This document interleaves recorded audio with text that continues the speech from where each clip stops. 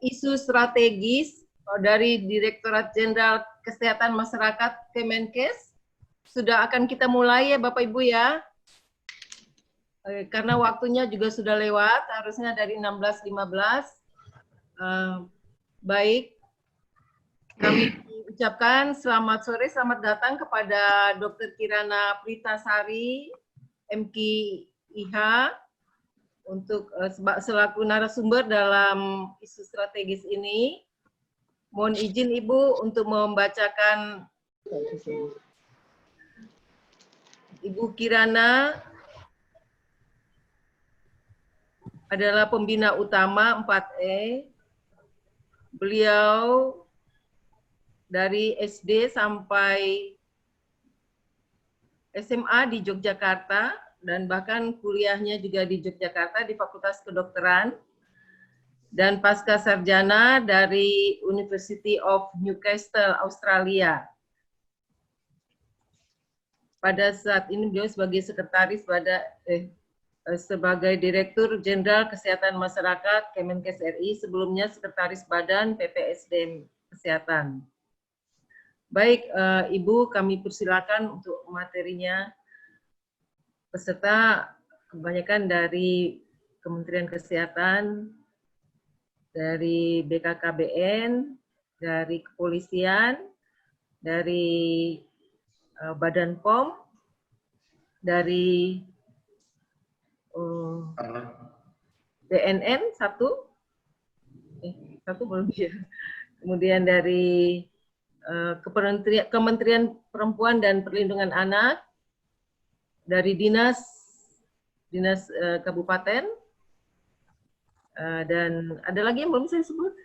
Dari Kemnaker, Bu. Oh iya, saya lupa terus. Kemnaker ya, Ibu. Rumah sakit ya, Bu ya. Ya. Kepada Ibu dan kehadirannya, kita beri tepuk tangan dulu ya. Ibu sudah menunggu kami. Terima kasih. Silakan. Terima kasih. Assalamualaikum warahmatullahi wabarakatuh. Waalaikumsalam warahmatullahi wabarakatuh. Waalaikumsalam warahmatullahi wabarakatuh. Mohon maaf nih, saya sambil perjalanan pulang. Waalaikumsalam warahmatullahi wabarakatuh. Bapak dan Ibu sekalian, para peserta Diktatim 2, terima kasih atas waktunya, diatur waktunya untuk bisa menyampaikan isu strategis. Dan tadi saya mendengarkan dari Bu Maria Emma bahwa peserta sebagian juga dekat, sudah sangat dipahami oleh teman-teman sekalian. Saya akan dibantu untuk share, tolong materinya Bu Nabila.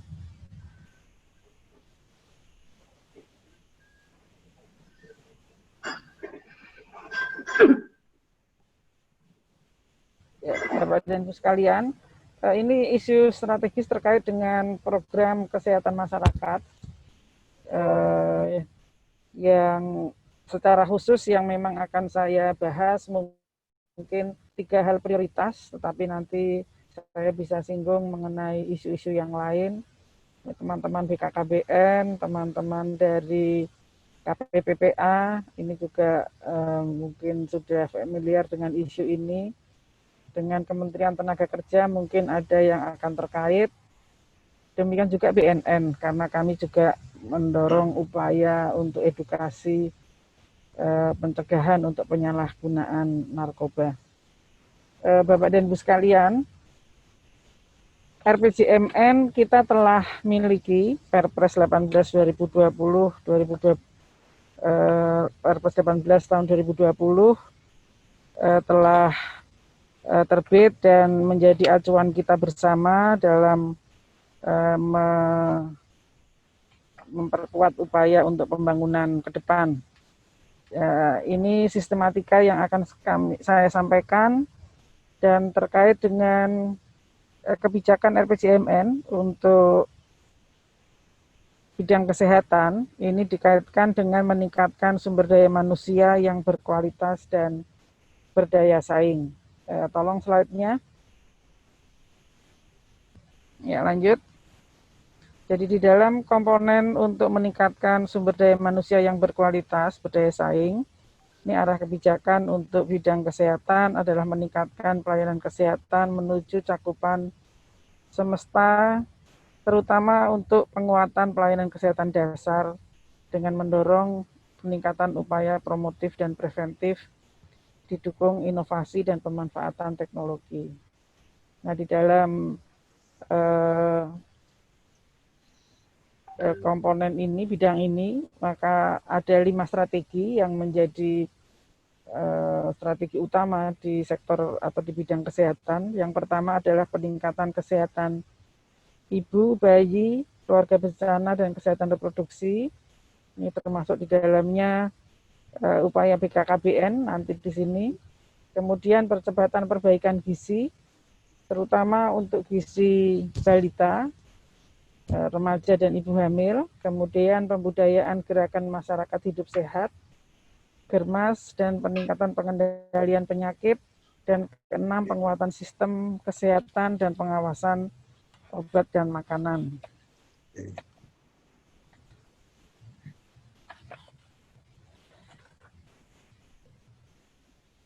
Di dalam RPJMN disebutkan ada 2 major project di bidang kesehatan.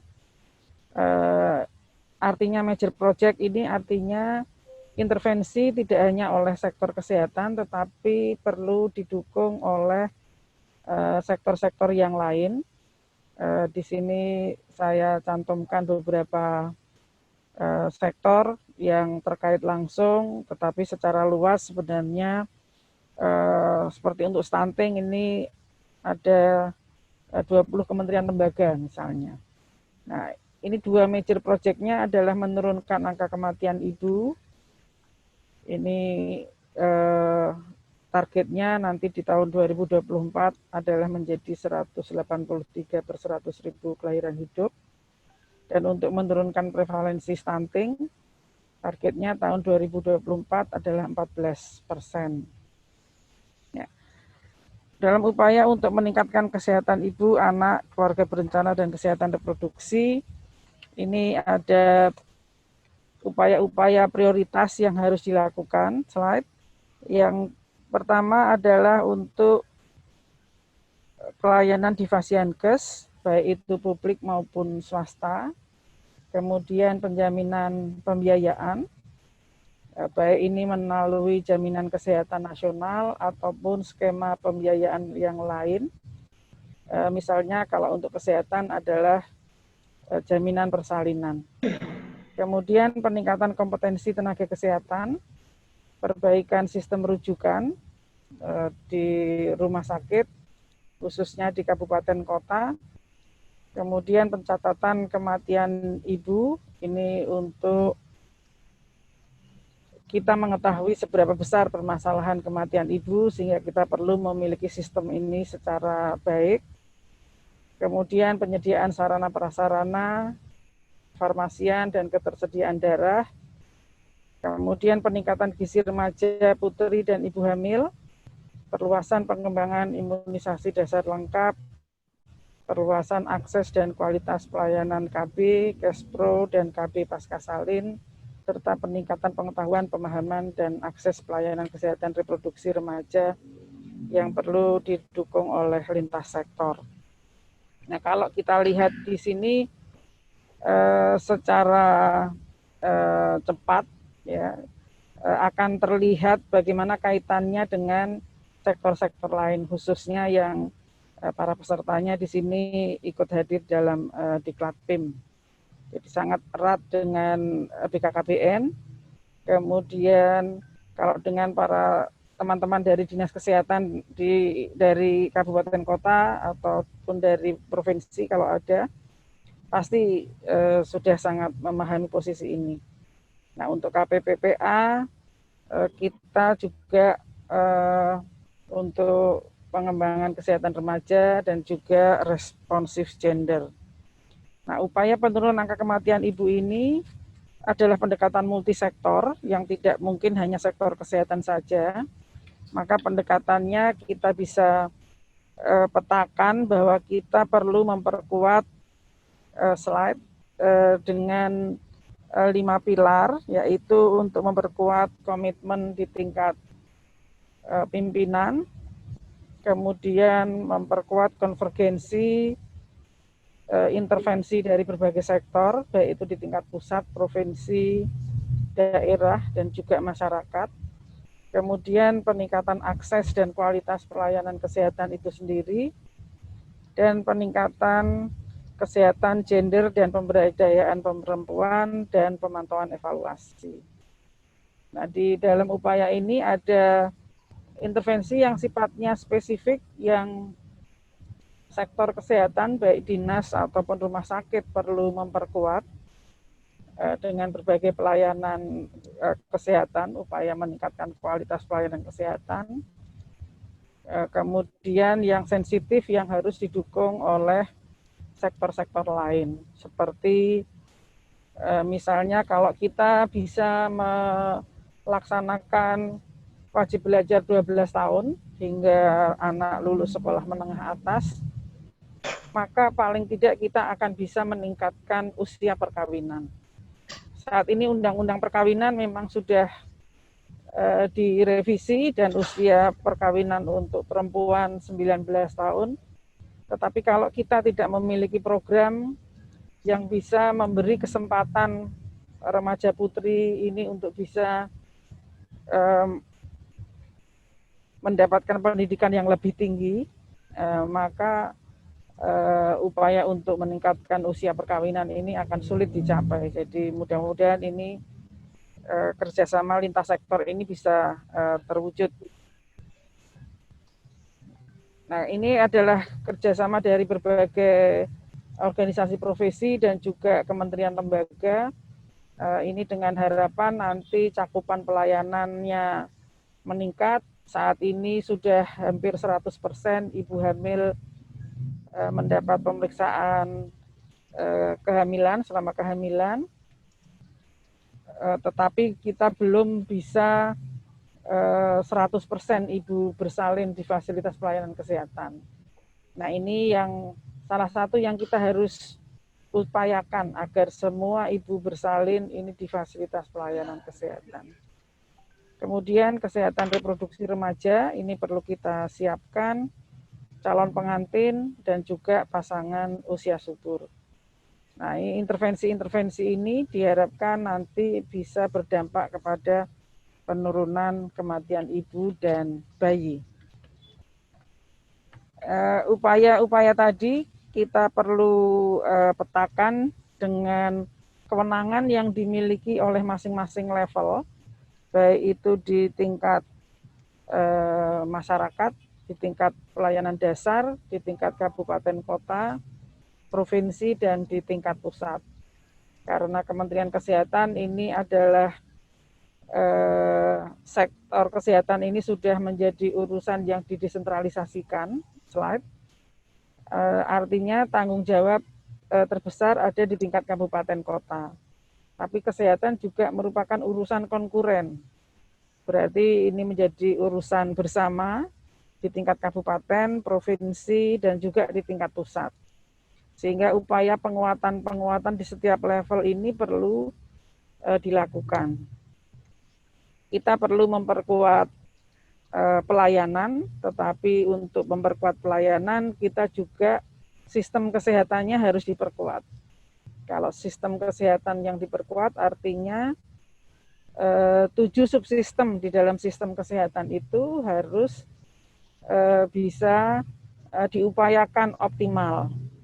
Ya, ada tenaganya, subsistem SDM, ada ketersediaan alat dan obat, itu subsistem kefarmasian dan alat kesehatan, pelayanannya sendiri bisa dijangkau, kemudian pembiayaannya, kemudian juga pemberdayaan masyarakatnya.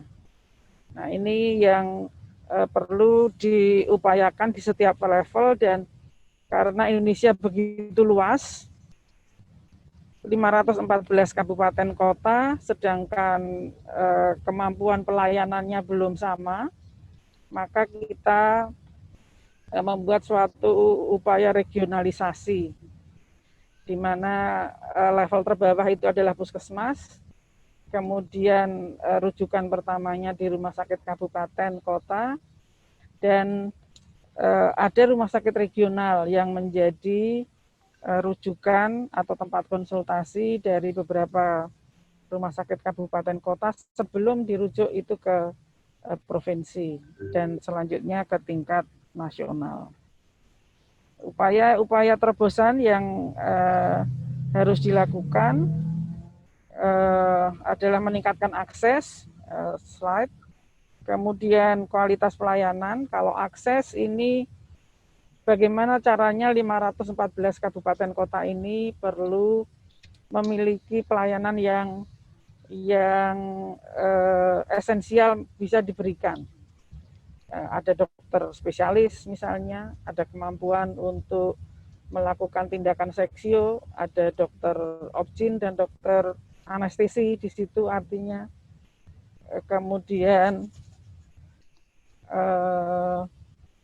dokter spesialis anak apabila kejadian-kejadian emergensi untuk pelayanan neonatal. Jadi akses dan kualitas harus kita tingkatkan, tapi juga upaya pemberdayaan masyarakat dan tata kelola, sistem informasi, manajemen, ini juga perlu diperkuat karena kita harus mengakui disparitas dari kemampuan kabupaten kota ini masih sangat lebar kesenjangannya. Program prioritas yang berikutnya, yang kedua adalah untuk perbaikan gizi. Dan Indonesia adalah satu dari negara-negara yang mengalami beban ganda masalah gizi. Slide. Jadi masalah gizi yang kita hadapi, di satu sisi masih ada balita yang gizi kurang, stunting, wasting, tetapi ada ibu hamil yang anemia, malnutrisi untuk gizi mikro, tetapi kita juga mengalami gizi lebih, baik itu balita ataupun di usia dewasa.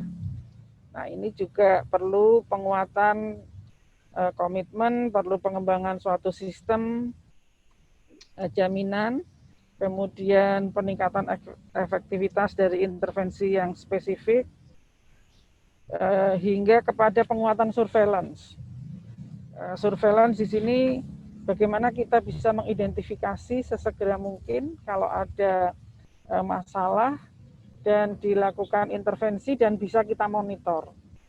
Karena kita tahu masalah gizi ada yang sifatnya akut, gizi buruk yang sifatnya akut karena penyakit infeksi, karena ketersediaan pangan yang tidak ada, tapi ada yang sifatnya kronis karena kondisi ini berlangsung lama, mungkin sejak ibu hamil, kemudian ada masalah stunting, itu adalah masalah gizi kronis.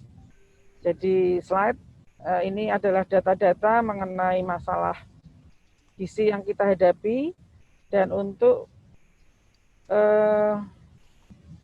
upaya untuk penurunan stunting ini menjadi prioritas nasional karena masalah stunting ini bukan hanya masalah fisik, tetapi yang paling penting adalah masalah kognitif.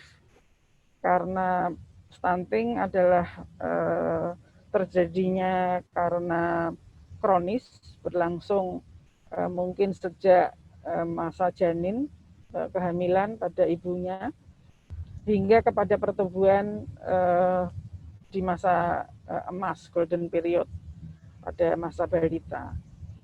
Nah, masalah stunting ini di masa balita akan menjadi masalah besar pada saat mereka dewasa, karena akan menjadi sumber daya manusia yang tidak kompetitif. Dan ini dari sisi ekonomi dampaknya akan besar. Nah, kita mengalami masalah pada ibu hamil yang anemia, masih kekurangan energi kronik, masih ditemukan, kemudian masalah wasting atau gizi kurang, dan ini kalau sering berulang menjadi stunting atau bisa jatuh ke gizi buruk.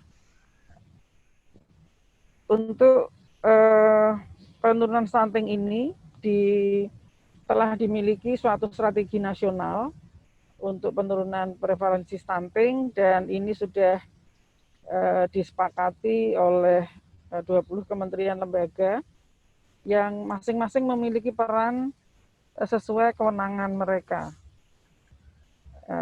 Strateginya menggunakan pendekatan 5 pilar juga yang membutuhkan komitmen dari pimpinan. Ada kampanye perubahan perilaku karena masalah stunting ini terkait dengan perilaku kita, perilaku masyarakat dalam pemberian makan atau perilaku di dalam kebersihan ataupun mengakses pelayanan kesehatan. Kemudian perlu suatu upaya konvergen yang terfokus baik di tingkat pusat, daerah, agar intervensi itu sampai kepada masyarakat. Kemudian ada pilar ketahanan pangan, ketersediaan pangan, dan pemantauan evaluasi. Nah, intervensi-intervensi yang sifatnya spesifik ini tanggung jawab sektor kesehatan, seperti ketersediaan tablet tambah darah, promosi konseling menyusui, dan sebagainya, sampai kepada pelayanan pada ibu hamil, imunisasi, suplementasi gizi mikro. Kemudian yang sensitif adalah dukungan dari sektor-sektor yang bergerak di determinan yang sifatnya jangka panjang. Jadi ketersediaan sanitasi, pendidikan, anak usia dini, kemudian jaminan perlindungan bagi kelompok yang miskin dengan program keluarga harapan. Nah, ini juga nanti diharapkan dalam program ini pendekatan 1000 hari pertama kehidupan, di mana sejak kehamilan sampai usia 2 tahun ini adalah periode yang prioritas, periode emas, di mana pertumbuhan janin hingga bayi sampai 2 tahun ini menjadi periode yang sangat penting, yang kalau kita terlambat mengintervensi di masa itu, maka dampaknya akan sangat besar di kemudian hari. Ya. Intervensi yang spesifik tadi sudah saya singgung, jadi ini banyak terkait dengan sektor kesehatan, bagaimana pemberian makan bayi dan anak, PMBA, bagaimana anak-anak Indonesia ini terlambat mengenal makanan tambahan selain ASI yang memiliki kualitas baik. Jadi jenisnya, kualitasnya, frekuensinya ini terlambat kurang. Kemudian konseling menyusui, pemantauan pertumbuhan dan perkembangan, suplementasi untuk ibu hamil, dan penanganan masalah gizi. Yang ketiga, isu strategis yang sangat penting adalah pembudayaan gerakan masyarakat hidup sehat. Karena sebagian besar penyakit yang dihadapi saat ini terkait dengan perilaku dari manusia. Perkembangan penyakit tidak menular sekarang semakin besar. Sudah terjadi pergeseran dari penyakit menular ke penyakit tidak menular. Ini faktor risiko utamanya adalah faktor perilaku. Sehingga intervensi yang dibutuhkan adalah intervensi untuk memperbaiki perilaku kita dengan pembudayaan gerakan masyarakat hidup sehat ini. Untuk pembudayaan Germas ini ada beberapa indikator yang nanti harus dicapai dan dilakukan, yaitu pengembangan kawasan sehat, baik itu di tingkat kabupaten kota ataupun tatanan khusus, tatanan sekolah, tatanan tempat kerja, tempat umum. Kemudian penyediaan lingkungan yang mendorong aktivitas fisik agar kita lebih banyak lagi melakukan aktivitas fisik, karena ini termasuk indikator yang kurang menurut Diskesdas. Kemudian regulasi yang mendorong pemerintah dan swasta untuk menerapkan pembangunan yang berwawasan kesehatan. Kemudian promosi perubahan perilakunya sendiri yang inovatif dan pemberdayaan masyarakat, serta peningkatan penyediaan pilihan pangan sehat, termasuk label pangan dan perluasan akses terhadap ketersediaan sayur dan buah. Nah, Germas ini telah memiliki Inpres nomor 1 tahun 2017. Ini juga didukung oleh banyak sektor. Tolong slide. Di mana sektor-sektor ini sesuai kewenangannya memiliki peran yang besar. 6 pesan di dalam gerakan masyarakat hidup sehat adalah peningkatan aktivitas fisik, peningkatan perilaku hidup sehat, penyediaan pangan sehat dan percepatan perbaikan gizi, peningkatan pencegahan dan deteksi dini penyakit, peningkatan kualitas lingkungan, dan peningkatan edukasi. Jadi ini 6 pesan di dalam gerakan masyarakat hidup sehat yang masing-masing sektor bisa mendukung. Jadi misalnya sebagai contoh, Kementerian Kelautan, mereka akan sangat bisa mendukung untuk upaya perbaikan gizi dengan ketersediaan sumber protein hewani dari ikan. Ini akan sangat mendukung perilaku untuk makan yang lebih sehat. Sumber proteinnya dari dalam negeri, secara akses ekonomi juga akan lebih mudah, tetapi dari sisi kesehatan ini juga akan bisa menurunkan obesitas, mengurangi risiko penyakit jantung, dan sebagainya. Jadi sektor-sektor ini sangat berperan di dalam upaya untuk memperbaiki perilaku masyarakat. Dan ini kami juga membuat peta di mana intervensi yang spesifik ini dilakukan oleh sektor kesehatan dan yang sensitif ini dilakukan oleh sektor-sektor lain. Jadi misalnya kalau kita mendukung upaya untuk lingkungan sehat, kita perlu dukungan ketersediaan sarana sanitasi dan jamban. Nah, ini Kementerian PU sangat berperan di sini. Slide. Demikian juga kalau kita ingin, tolong slide, kita ingin memperkenalkan aktivitas fisik sedini mungkin sejak di pendidikan. Nah, ini Kemendikbud bisa berperan besar agar sejak awal di pendidikan itu olahraga tidak hanya ukurannya akademik, tetapi adalah ukurannya attitude dan sikap, ya, perilaku yang ditunjukkan dengan kegiatan.